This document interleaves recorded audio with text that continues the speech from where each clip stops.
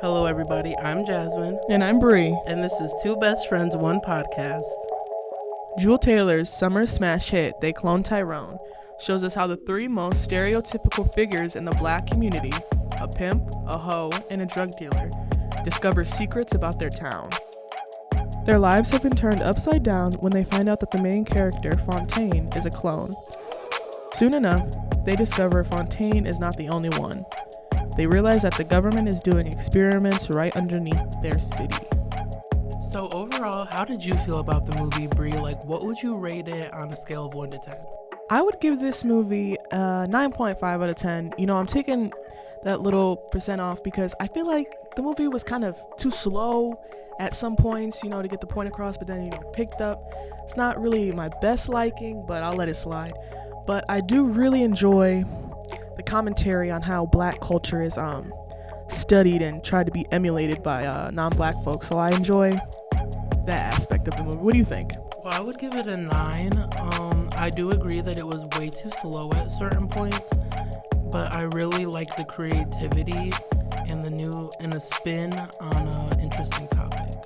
This movie is made up of a lot of really good shots and sequences. A shot that I really enjoy is when Fontaine is coming out of after meeting Slick Charles at the motel.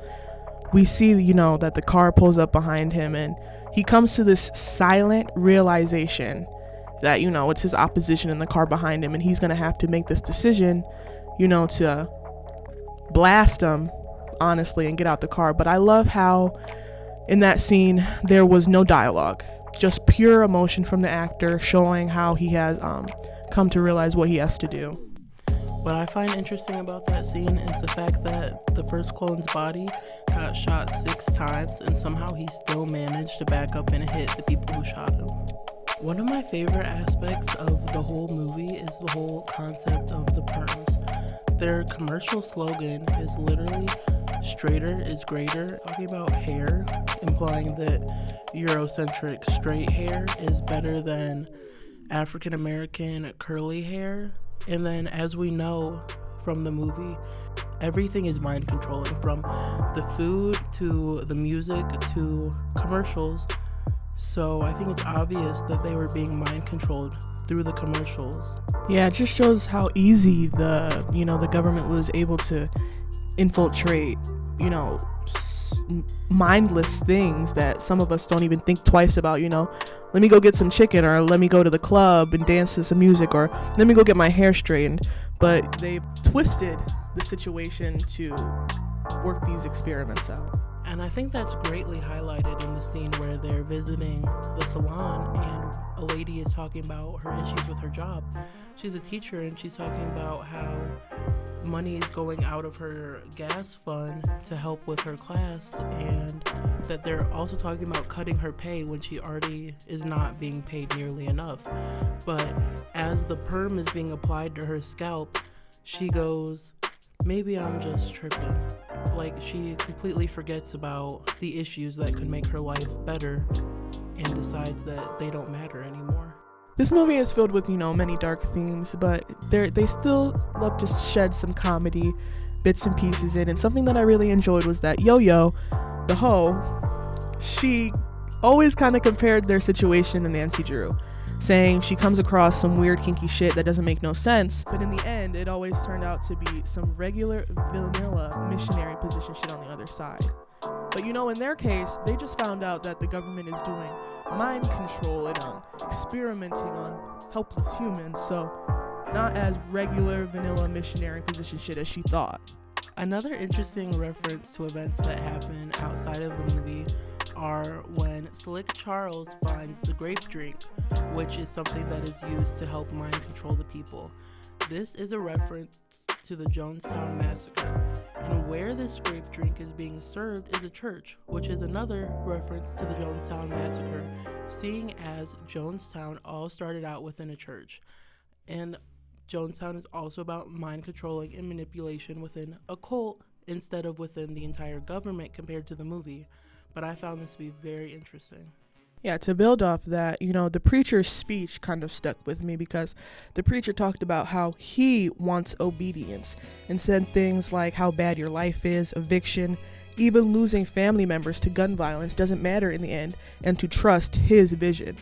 The man he's referring to could be God, or the man in charge of the conduction of the Glenn experiments. One thing that really confused me about this movie was the old drunk man outside of the convenience store.